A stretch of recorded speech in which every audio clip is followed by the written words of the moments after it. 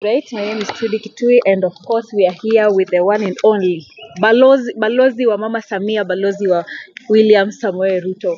Imekuwa muda sana hatujapatana, hajazungumza kwenye media, lakini tunaelewa alikuwa kwenye Ramadhani, and we are here with him. Daktari Kasipul, at least leo ako na mengi ya kutuambia. Mwanzo kabisa atatusalimia, atuambie amekuaje, Ramadhani imekuwa vipi. Tunafurahia, tunasema salamu alaikum kwa mandugu zetu wa imani, ama Bwana Yesu asifiwe, kwa mandugu zetu pia upande wa Kristo. Imekuwa ni mwezi mtukufu wa Ramadhan ambapo lazima tunaheshimu Mwenyezi Mungu kwa kufanya ibada ambao ni ibada takatifu ambao tuonekane pale popote. Kwa maana hatuwezi kuwa sisi ni wachoyo sana wa radhi ya kumpa Mwenyezi Mungu shukran. Umefanya biashara karibu miezi 11 tu ndio uweze mtolea Mwenyezi Mungu. So mwezi mtukufu wa Ramadhan nili choose not to do business and not to talk about people, because hiyo ni mwezi ambao lazima watu wanakuwa karibu na Mwenyezi Mungu. Kwa maana Mungu ametutoa kwa shida, Mungu ametutoa kwa familia ambao watakuwa wanatudharau, wanatutusi, lakini akatuchagua, akashinda kuchagua wenye madegree. Sisi ndio tunatamba na ndio sisi tunasema kwenye town. So nilikuwa ni mwezi mtukufu wa Ramadhan, tumerudi tunatamba kama kawa, kama dawa, kama chawa. What did you miss? Of course nilimiss vitu mingi, nilimiss unajua mimi ni mwepesi sana wa kutusiana. Hiyo sikuweza kutusiana mwezi mtukufu wa Ramadhan, singeweza kurusha ngumi mwezi mtukufu wa Ramadhan, singeweza kuongea mapenzi kwa simu mwezi mtukufu wa Ramadhan. So vitu mingi sana uweze kufanya. Kwa mwezi mtukufu wa Ramadhan ni ibada kwa wingi na kukua, na hata simu sikuanga nachukua. Nilikuwa natafanya ibada sana kwa wingi. Lakini we are back and tunaendelea na kazi kama kawa. Should we start with our questions, ama labda kuna kitu ambacho ungependa kutuelezea? Naona umeshikilia karatasi pale. Hapana, ni vitu zangu hizi, nafanya shughuli zake. Mbona nafanya vitu zangu? Tusikuwa watu wa kuangalianga tu kila saa tunaangalia vitu, nani ameshika nini, nani ameshika vitu. Inakuwa ni vitu ambazo zi make sense. But having said that, ni ya kwamba mimi sina cha kusema, ni nyinyi ndio mniambie ambao mko nao, kwa vile nyinyi ndio wana habari. Mnaniambia mimi, unajua nimefika pale penye nimezeeka alafu nimeshika sasa dini. Sasa sitaki maneno mengi, yani sasa ni mwaka mimi kubaki kungojea mwaka 10 ifike nikaenge na bakora chini ya mti. Basi imetosha. Mbona vitu za kawaida tu. Sawa mama, umekuwa ukienda Tanzania kwa muda mrefu sana, ukizungumzia kuhusu Mama Samia. Na kuna watu ambao wangependa kujua labda uko kwenye mshahara Mama Samia, kuna vile amekuweka kwenye mshahara pale kwa sababu umekuwa ukimpigania sana. Unajua hakuna mshahara ambao niko nayo, hakuna kitu. Mimi nafanya with passion. Nafanya with passion kwa sababu gani?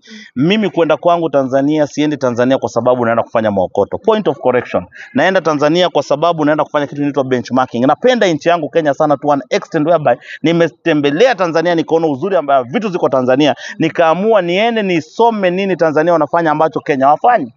Unapatia point ambayo inafanya nchi yao inang'aa, nchi yao inakuwa mzuri. Lakini nikarudi nikapata kwamba Mama Samia ndio kiongozi bora ambaye amefanya vitu zinaonekana leo hii. As we speak, my sister Trudy, Mama Samia ameaminia uongozi ya vijana wadogo to an extent whereby amewapa vijana ajira kupitia vitu mingi sana. Cabinet secretaries ambao wako huko ambao ni mawaziri. Leo hii tuko na Juma Aweso ambao ni waziri wa maji.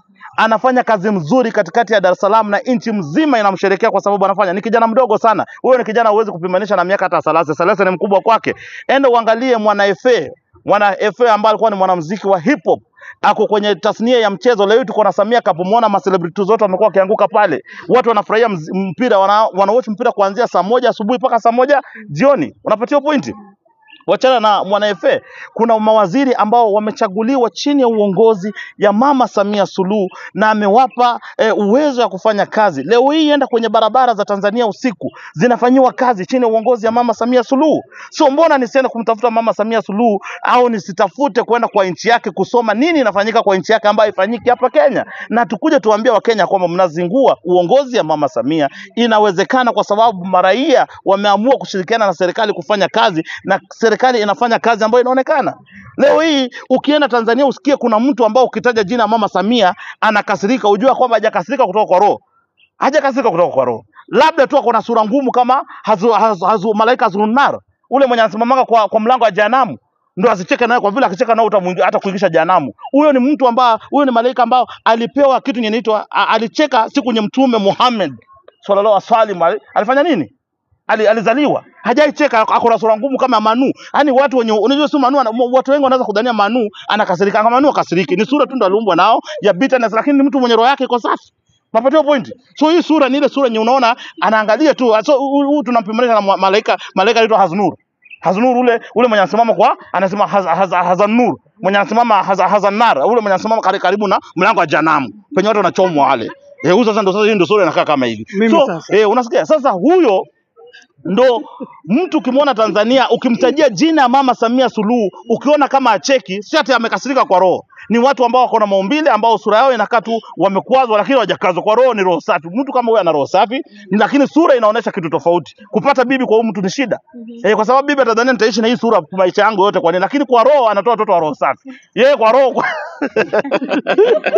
Shehe pale Tanzania bado. Tuko Tanzania ama tuko mimi? So sema mama huyo, mama huyo, Mama Samia Suluhu, maisha yangu yote yani mimi maisha yangu yote nampa Mama Samia Suluhu. Nakwambia mama, Mwenyezi Mungu akupe maisha marefu. Mke wangu ni mjamzito, anaenda kujifungua mtoto. Kama atajifungua mtoto wa kike anaitwa Samia Suluhu. Akijifungua mtoto wa kiume anaitwa Abdul. Abdul. Haya tuko kwangu. Yes. Asalamu alaykum. Wa alaykum salam shehe. Malaika Nur sasa. Huyu tunampa jina Hazan Nur. Hazan Nur. Ukiangalia umekuwa Tanzania, na tumeona umepiga vipindi hapo, kuna hata sijui uko na market sijui shamba vitu kama hizo. Yes. How do you feel being a patriotic to a foreign country than your homeland? It's not being a patriotic. It's only that the foreign country has accepted me. Wamejua kitu ambao nimebeba ambao nyinyi hamjaona. Wamenikubali. Do you know Tanzania mimi siishi kama vile naishi hapa Kenya. Tanzania wamenikubali, wamejua kitu yenye nimebeba ni kubwa sana. Leo hii nafanya ubalozi kubwa sana ya real estate ambao ni kubwa sana pale Tanzania. The leading number one real estate ambao inafanyika huko, mimi inaitwa Hamidu. Mimi ndo brand ambassador. Hakuna taasisi ambayo inichukui. Ni kwa sababu gani? Watanzania wanaona umuhimu yangu, vile Trudy anaona umuhimu yangu, lakini wewe Malaika Haznur hauoni umuhimu wangu. Na inafanya unakaa hivyo by the way. So watu ni tofauti. Na unajua Mtume Muhammad alisema kwamba riziki iko kwenye mguu yako. Watu wako watakukubali, lakini watu wa nje watakukubali. Unapatia pointi? Sasa mimi nimetembea naenda penye nakubalika, penye natamba, penye navimba. Wanasemanga wa Kenya hawajui kazi unafanyanga, ndio maana. Ni kwa sababu wewe ndo unasema Malaika Haznur, wewe ndo unasema ya kwamba wewe hujui kazi ambayo inafanyika. Nilikwambia ule Malaika Haznur ni ule mwenye anakaa kwa mlango wa jehanamu ya kuchoma watu. Yeye hataki kucheka na watu, ama yeye ana roho ile. Sio roho ni mbaya. Wewe unajua roho yako sio mbaya. Kitu tu nyeko ndani ya roho yako, unajua roho pia ina ukiona mtu roho inaenda na nini, lakini yako sio tofauti. Nimetumwa kuuliza. Sawa basi tuulize swali lingine. Shehe pale Tanzania bado tulikuona ukiwa na huyu jamaa anaitwa Chief Godlove. Yes. Na amekuwa akidumisha wa Kenya sana. Yes. Na kuna vile tunaona it's like you are entertaining that guy to talk bad about Kenyans. And some Kenyans felt so bad that you should also apologize for entertaining Godlove. Na unaona kitu anafanyia wa Kenya. So we want to hear what you have to say about that. Mkenya yote ambao ananichukulia hivyo ni Mkenya mwenye ni mpumbavu, ana akili. Ni mtu tu mjinga wa kawaida. Na sita tolerate ujinga kutoka kwa watoto wajinga wenye wanaongea upuzi, wanakuja kuniuliza kwa microphone.